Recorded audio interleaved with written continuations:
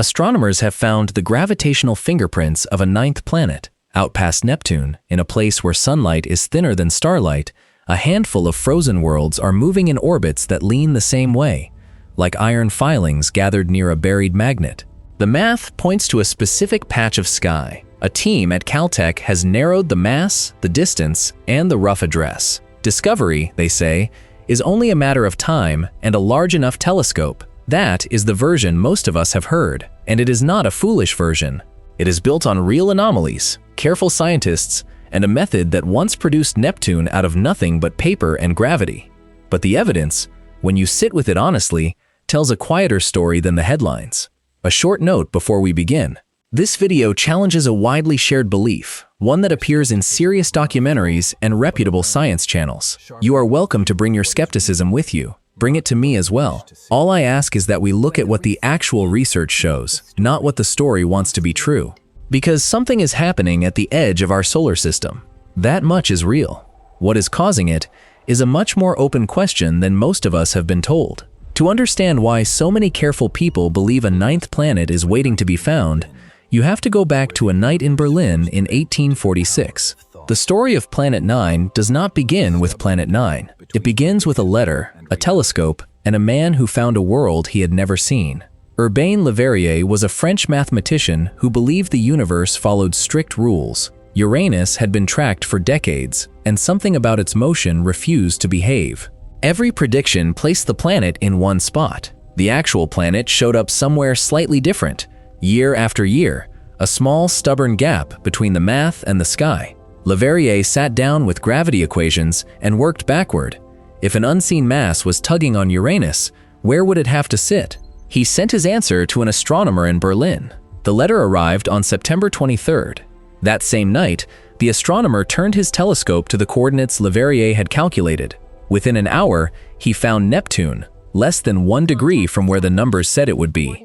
A planet discovered by pure thought, no photograph, no lucky sweep, just a conviction that the universe obeyed rules, and a willingness to trust the rules when they pointed at empty sky. That night became a template. It quietly shaped how astronomers, and how the rest of us, think about hidden worlds. If something is breaking the rules, something else must be doing the breaking. If the math points at a gap, the gap probably has an occupant. This is the emotional blueprint that every hidden planet story since has borrowed from, Planet 9 included. The next act begins in Arizona, more than half a century later. A wealthy, stubborn astronomer named Percival Lowell was chasing his own version of Le Verrier's moment. Lowell had made himself famous, and slightly ridiculous, by insisting that Mars was covered in canals built by a dying civilization. Most scientists laughed at him, so he turned his attention to a project he believed would restore his standing. Somewhere beyond Neptune, he was sure, a massive undiscovered world was tugging on the outer solar system. He called it Planet X. The X stood for unknown.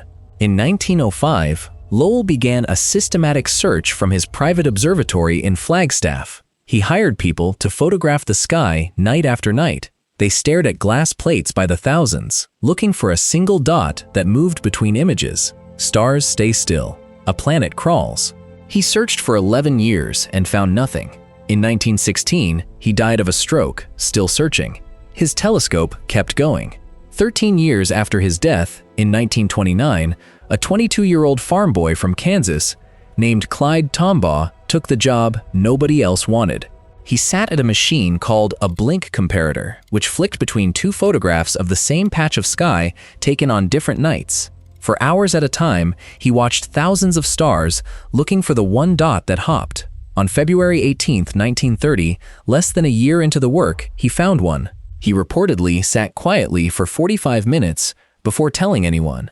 He wanted to be sure. The dot was real, it moved, and it sat close to where Lowell's math had predicted Planet X would be. The discovery exploded across the world. Schools let children out early. Church bells rang.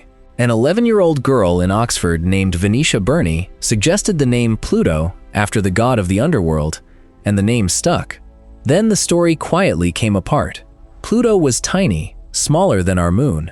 It was nowhere near massive enough to produce the gravitational pull that Lowell had believed he was chasing. And when astronomers eventually improved their measurements of Uranus, the wobble that had started the entire hunt disappeared. It had been an error in the original data. Planet X had been a ghost of bad math. Lowell had spent his life and his fortune hunting the wrong world for the wrong reason. Tombaugh had found a real object, but it was not what any of them had been looking for. Hold that shape in your mind. The math pointed at something. A search followed. A discovery arrived, and the discovery turned out to be unrelated to the reason for the search. This pattern will matter later. Skip ahead now to the summer of 2006. 424 astronomers gathered in Prague and voted on the definition of a planet. To count, a world had to orbit the Sun, be round from its own gravity, and have cleared its neighborhood of other objects. Pluto passed the first two. It failed the third. Its neighborhood was full of other icy bodies. So the vote passed, and Pluto became a dwarf planet. The solar system shrank to 8. The reaction was not really about science. It was about a feeling. Millions of people had grown up counting 9 planets on their fingers. Children wrote letters of protest. Teachers rewrote their posters. Mike Brown, the Caltech astronomer whose discovery of a slightly larger world called Eris had forced the vote in the first place, later said he felt as though he had killed Pluto. He did not sound proud about it. Something small and stubborn was left behind by that vote. The 9th chair was empty. And in the quiet years that followed, a small number of astronomers, Brown among them, began to wonder whether that chair might turn out to have an occupant after all. Not Pluto, not Eris. Something else. Something much larger, much farther out, and much harder to see. That wondering became a paper. In January of 2016, Mike Brown and his colleague Konstantin Batygin at Caltech published a study that made front pages around the world. They had been looking at a small group of extremely distant frozen worlds, and they claimed the orbits of those worlds were not random. They appeared to lean the same way, cluster the same way, point in the same direction, as if being nudged by a common gravitational hand. Batygin and Brown proposed a specific explanation. A 9th planet, roughly 10 times the mass of Earth, in an enormous elongated orbit far beyond Neptune, quietly sculpting the outer solar system into the pattern they were seeing. The response was extraordinary. This was not two amateurs on a blog. Brown was the man who had helped end Pluto's planet status. He was, in a real sense, the person with the most credibility to say the solar system needed a new 9th planet. His name on the paper carried weight that a similar claim from unknown researchers would not have carried. The story traveled fast, and then the media did what the media does. Careful phrases in the paper, phrases like "our analysis suggests" and "the data are consistent with," softened in the retelling. "Predicted" became found in more than one headline. Illustrations appeared showing a large blue world floating in the dark, as though it had already been photographed. Popular science channels on YouTube began building videos around it, some cautious, many not. Documentaries flattened the uncertainty into a story. The rhythm of that story matched Verrier's rhythm almost perfectly. Anomaly, calculation, prediction, announcement. All that was missing was the telescope pointing at the right patch of sky and finding a dot. To see what those distant frozen worlds were doing, you first have to understand the neighborhood they live in. Most of us picture the solar system as 8 planets moving in tidy circles around the Sun, with empty space beyond Neptune. Clean, orderly, finished. That picture is wrong in a way that matters for everything that follows. Beyond Neptune, starting at roughly 30 times the Earth-Sun distance and stretching outward to about 50 times that distance, there is a vast ring of frozen debris called the Kuiper Belt. It is not thin, it is not sparse. It is packed with billions of chunks of ice, rock, and frozen gas, preserved at temperatures around 370 degrees below 0 Fahrenheit. Some pieces are a few miles across, some are hundreds of miles wide. If you tried to drive across the Kuiper Belt at highway speed, the trip would take several billion years. For decades after Pluto's discovery, nobody knew this ring existed. Astronomers assumed the outer solar system was mostly empty. Gerard Kuiper, the man whose name the belt now carries, actually argued there should be nothing out there. He believed Pluto's gravity had swept the region clean long ago. He was wrong, and his name ended up attached to the very thing he said could not be there. The first confirmed object beyond Pluto was not found until 1992. Within a few years, there were dozens more, then hundreds, then thousands. The outer solar system was overflowing, and we had been looking at a thin slice of it and assuming we were seeing the whole picture. That discovery alone would have been enough to keep astronomers busy for a generation. But the Kuiper belt did something none of the early models predicted. It ended, sharply. At roughly 50 times the Earth-Sun distance, the count of objects does not taper off the way it should. It collapses. The density drops by a factor of 100 in a very short stretch of space. Astronomers call it the Kuiper cliff. Nothing in space is supposed to behave like that. Edges in the natural world are usually soft. Cities fade into countryside. Forests thin into scrubland. Debris rings drift gradually into emptiness. The Kuiper cliff does not drift. It stops. And after 30 years of study, no explanation fully accounts for it. Neptune's outward migration early in solar system history swept some material inward, and that helps explain the inner edge. But every reasonable model predicts more surviving debris past the outer edge than we actually see. Something is missing from the picture. Some astronomers began to wonder whether that missing something might be a large body sitting further out, quietly clearing the region over billions of years. A sharp outer edge on a debris ring is a puzzle, but it is nothing compared to what lives past that edge. In November of 2003, Mike Brown and his team were sweeping the outer solar system with a wide-field camera. They were cataloging, photographing patches of sky, returning to them, comparing images, looking for anything that had moved. Standard work.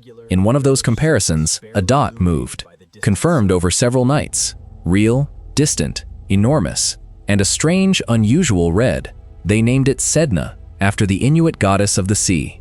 When they calculated its orbit, the numbers stopped them. Sedna's closest approach to the Sun is roughly 76 times the Earth-Sun distance. That is already past the Kuiper cliff. That is already outside anywhere Neptune's gravity can reach with any real strength. But the closest approach is not the strange part. The strange part is Sedna's farthest point. It swings out to roughly 937 times the Earth-Sun distance before turning around and crawling back. One full lap takes about 11,400 years. Let that scale land properly. Sedna has been traveling this orbit since before human beings built the first cities. In the entire span from the beginning of written history until now, Sedna has not completed a single lap around the Sun. Every empire that ever rose and fell did so during a slice of one Sedna year. That alone would be a curiosity. What makes Sedna a genuine problem is that its orbit should not exist. To end up in a long, oval, elongated path like that, an object has to be nudged. Something has to have pushed it or pulled it into that shape. The universe does not hand out extreme orbits for free, and nothing we currently know about can quite explain who did the nudging in Sedna's case. Neptune cannot reach that far. Passing stars usually only affect objects much further out, in the vast spherical cloud of icy debris that surrounds the solar system at truly enormous distances. Sedna sits in a gap, too far for the planets, too close for the stars. Mike Brown described the feeling of seeing that orbit for the first time as similar to finding a city in the middle of the ocean. Cities do not build themselves. Objects in impossible orbits do not settle into them by accident. Something built the road that put Sedna where it is. And whatever it was, we do not currently have a good account of it. For a while, Sedna was treated as a strange one-off, a curiosity, maybe a leftover from some ancient stellar visitor that had swung close to the young sun and stirred up the outer solar system before drifting away. Brown moved on to other work. Then more of them started appearing. Slowly, across different teams using different telescopes, a small group of extremely distant frozen worlds began turning up. Scott Shepard at the Carnegie Institution for Science was finding some. Chad Trujillo at Northern Arizona University was finding others. Brown's own team kept adding to the list. These were not ordinary Kuiper belt objects. They were extreme trans-Neptunian objects, moving in long oval orbits, spending most of their time in the deep cold, drifting back toward the sun only rarely. And when astronomers began to line up their orbits and look at the shapes together, something odd came into focus. The orbits were not pointing in random directions. They appeared to lean the same way. Their closest approaches to the sun clustered on one side of the solar system. Their tilted orbital planes leaned in a similar direction. 6 of them, then more with time, seemed to share an alignment that a random distribution should not produce. Statistically, that clustering looked significant. If you scattered marbles across a table, you would not expect them to line up. If they did line up, you would look for the finger under the tablecloth. The finger, in this case, would have to be a large unseen mass, far out in the dark, gently shepherding these distant worlds into the same orientation over billions of years. That was the anomaly that gave Batygin and Brown the confidence to propose a hidden planet. It was not one dramatic discovery. It was the slow buildup of a pattern that seemed to demand an explanation, combined with a debris cliff that also seemed to want a shepherd, combined with Sedna's impossible orbit sitting there as an unsolved insult to the standard model. The astronomer Renu Malhotra, who had spent years studying the geometry of the outer solar system, described the warp she and her colleagues kept finding as crazy. That word, in the mouth of a careful researcher describing observed data, carries weight. She was not saying the data were random. She was saying they were structured in a way that felt too strong to ignore. The problem with looking for something you already expect to find is that the sky is very large, and human beings are very small. We cannot photograph all of it at once. We cannot look at every patch with the same care. When astronomers hunt for distant frozen worlds, they aim their telescopes at certain regions of sky, on certain nights, under certain conditions. And whatever they find only in the places they happen to look. This sounds obvious. It is also the crack that a large group of careful researchers have quietly begun widening. In the years after the 2016 paper, a Canadian-led project called the Outer Solar System Origins Survey, usually shortened to OSOS, set out to do something different. Instead of adding new objects to the existing pile of extreme trans-Neptunian discoveries, the OSOS team designed their search deliberately. They chose their sky patches in advance. They logged exactly when and where they pointed. They tracked how faint an object had to be before their instruments could still catch it. They built, in effect, a map of their own blind spots. Then they went looking for the same kind of extreme distant objects that had appeared to cluster. And they found some. But when they compared what they found to what should have been findable given where they had actually looked, the picture changed. The apparent clustering, they argued, largely dissolved. This is worth sitting with. The OSOS researchers were not saying the discovered objects were fake. Sedna is real. The other extreme worlds are real. Their orbits are correctly measured.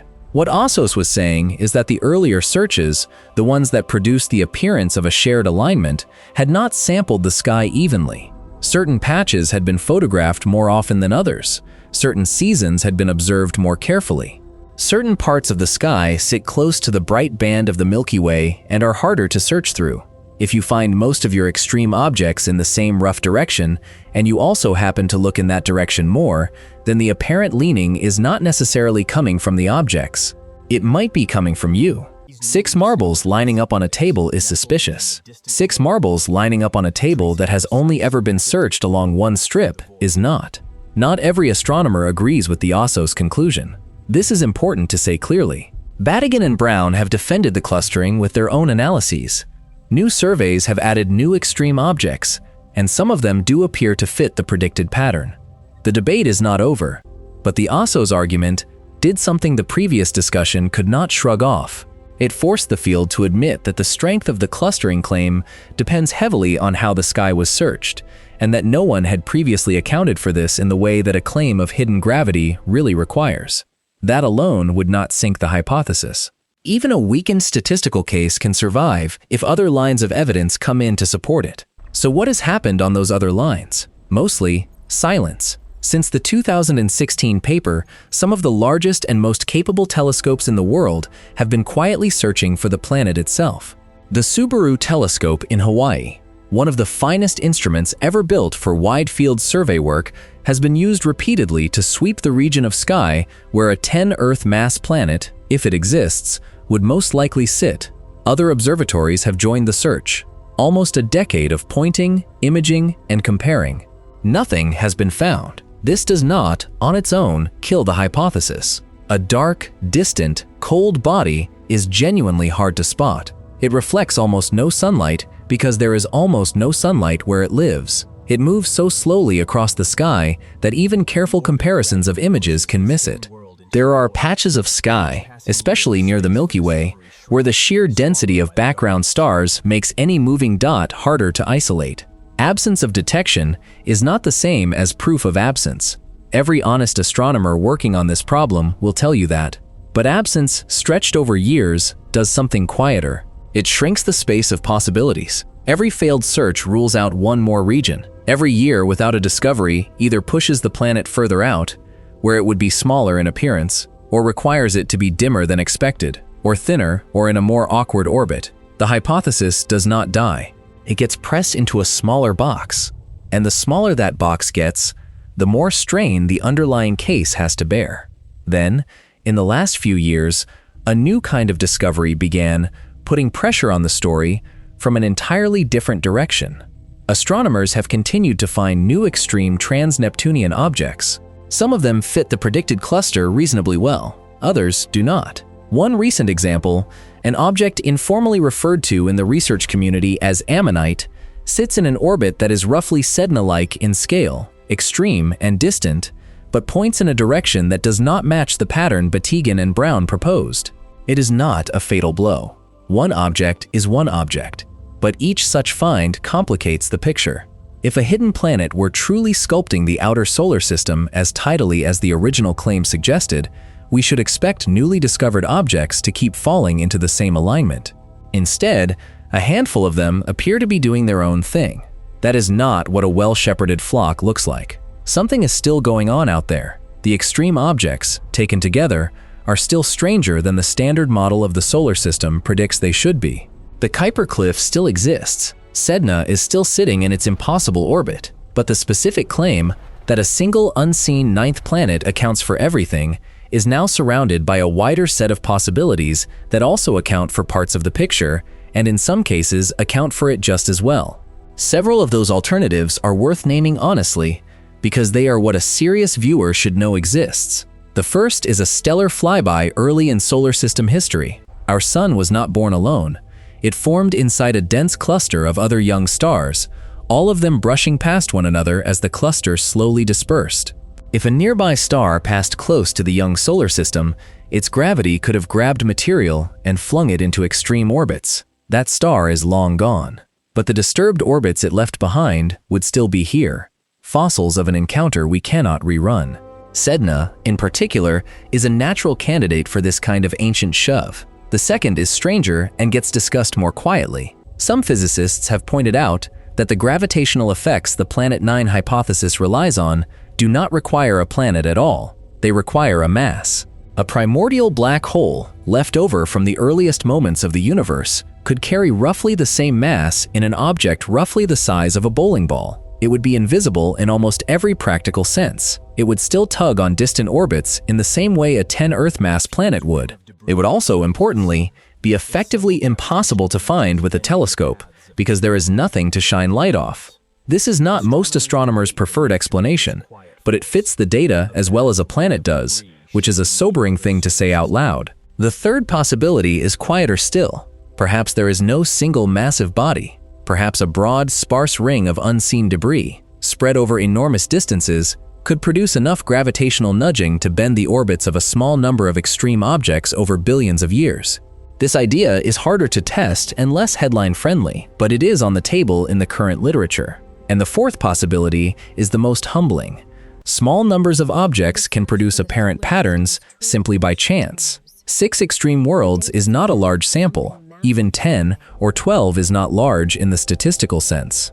It is entirely possible that the leaning we thought we were seeing was partly real observation bias and partly the random arrangements that small samples sometimes fall into, and that no exotic explanation is needed at all. Notice what has happened here. We began with a clean, tidy story. Anomaly, calculation, prediction, imminent discovery. What the evidence now shows is not that Planet 9 has been disproved. It is that Planet 9 is one of several live explanations, each with different strengths and weaknesses, none of them yet ruled in, and none of them yet ruled out. The tidiness has gone. What remains is a genuine, open, honest, scientific puzzle, which is a different and more interesting thing than a hidden world waiting to be photographed. The mystery, in other words, is real. The specific answer is not settled. And the gap between those two sentences is where a great deal of public understanding has quietly gone astray. If the scientific case is genuinely this open, a fair question follows. Why does the popular version feel so settled? Why do so many careful, curious people, watching serious documentaries and reading serious articles, come away believing that a ninth planet has essentially been found and is only waiting on a better photograph? The answer to that question is not really about astronomy. It is about how human beings hold on to stories. Some stories are shaped in a way that our minds refuse to release. The hidden ninth planet is one of them. It has all the parts a good story needs. A lone thinker at a desk, working out the position of a world nobody has seen. A specific patch of sky. A team of credentialed experts on the verge of proving something the rest of us can barely imagine. An empty chair that is asking to be filled.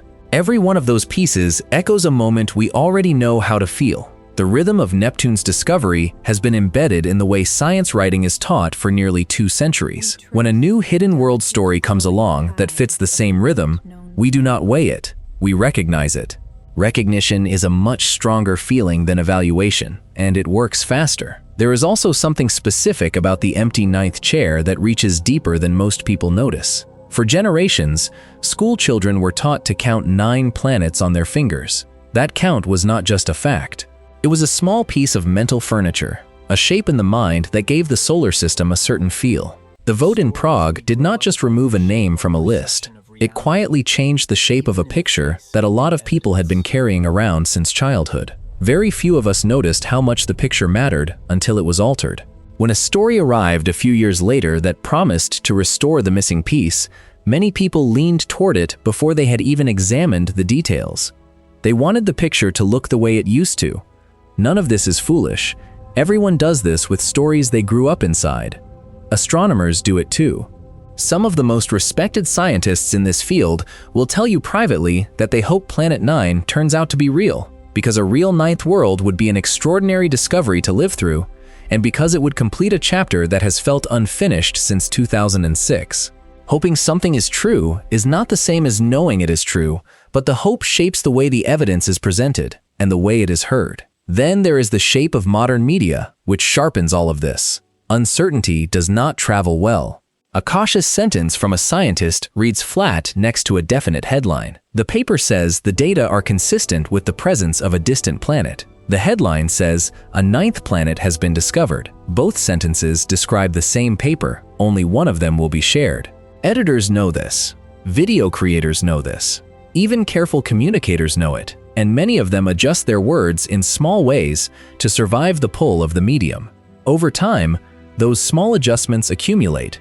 What began as a hypothesis reads, in enough voices, as a discovery. Nobody quite lies. The overall picture ends up further from the truth than any single statement in it. There is one more layer worth naming, because it is easy to miss. Popular science thrives on the promise that the mystery is nearly solved. That promise pulls viewers in. Fully open mysteries, where the honest answer is that we do not know and may not know for a long time, are harder to hold an audience with. Documentaries that end on genuine uncertainty are rarer than they should be, and they usually earn fewer views than documentaries that end on the edge of a breakthrough. The system that brings these stories to us has quiet preferences of its own. It rewards near solved. It punishes still open. Anyone who watches a lot of science content has felt this without necessarily being able to name it. So the popular version persists not because people are careless, but because the story is doing several kinds of work at once. It satisfies a pattern the mind already loves. It restores a missing piece of an old picture. It travels better than the careful version, and it delivers the small emotional payoff that most of us come to a science documentary hoping for. All of that is human. None of it is dishonest. But it does mean that most of us have absorbed a version of this story that is a step or two ahead of the actual evidence, and we did not choose to.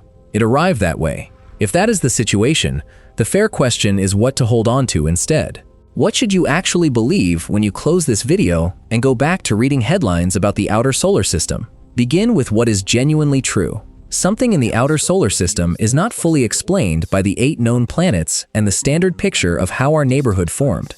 The Kuiper Cliff is a real, sharp, unexplained feature. Sedna is a real world in a real orbit that no known process comfortably produces. The extreme trans-Neptunian objects, even after accounting for observational bias, are strange enough that most careful researchers agree something is going on. That much is on solid ground. There is a genuine puzzle out there. Anyone who tells you otherwise is smoothing the picture in the opposite direction. Then, hold on to the harder truth. A ninth planet is one possible answer to that puzzle. It is not the only answer. It is not, at the moment, the most strongly supported answer. It is a live scientific idea whose case has been quietly weakening as observation surveys improve and as direct searches turn up nothing. It may still be correct. It may not. Serious astronomers hold both possibilities in their minds at the same time, and there is nothing embarrassing about doing the same. The right posture, in other words, is not certainty in either direction. It is patience. And there is a reason patience is a reasonable choice right now. A new instrument is coming online in Chile called the Verrier Observatory. Its job is to photograph almost the entire southern sky, night after night, for years. It will do systematically what individual teams have been doing patchily. It will map moving objects in the outer solar system in numbers no previous survey has approached. Within a few years of full operation, it should be able to tell us whether the extreme trans-Neptunian objects really do cluster once the sky is sampled evenly. It should be able to spot a distant planet, if one is there, in any patch of sky it can see. It will not answer everything, but it will settle the question far more cleanly than the current situation allows. Until then, the honest answer to have we found Planet 9 is not yet, and possibly not ever, and possibly not a planet. That sentence is longer and less satisfying than the headlines, but it is the shape the evidence actually has. There is a small, quiet gift in landing here. It is more interesting to live inside a real mystery than a solved one. A near-solved story, in the end, is only waiting for its ending. An open one is still moving. Somewhere past Neptune, something is bending the orbits of frozen worlds we can barely see, and we do not yet know what it is. It could be a planet. It could be a fossil of a stellar visitor from before the solar system settled down. It could be a small dark object the size of a bowling ball, silent and heavy in the dark. It could be a pattern that is thinner than we thought, once we finally see the sky evenly. All four of those possibilities are still on the table. The next decade is likely to remove some of them, and it will be an extraordinary thing to watch happen in real time. If this video has changed the way you will read the next Planet 9 headline, that is the only reason it was made. Not to score a point against anyone who believed the earlier version. Almost everyone believed the earlier version, including a lot of the people who know the most about it. But the picture of the outer solar system that most of us are carrying around is a step ahead of the evidence. And the evidence deserves to catch up in public understanding, not only in academic papers. If someone you know still speaks about Planet 9 as though it were sitting in a catalog waiting to be photographed, share this with them, not to correct them, to give them the fuller version of a story they were only ever told half of. Because the sky above us is stranger than the headlines make it sound, and it is going to stay strange for a while longer, in ways that are worth paying attention to.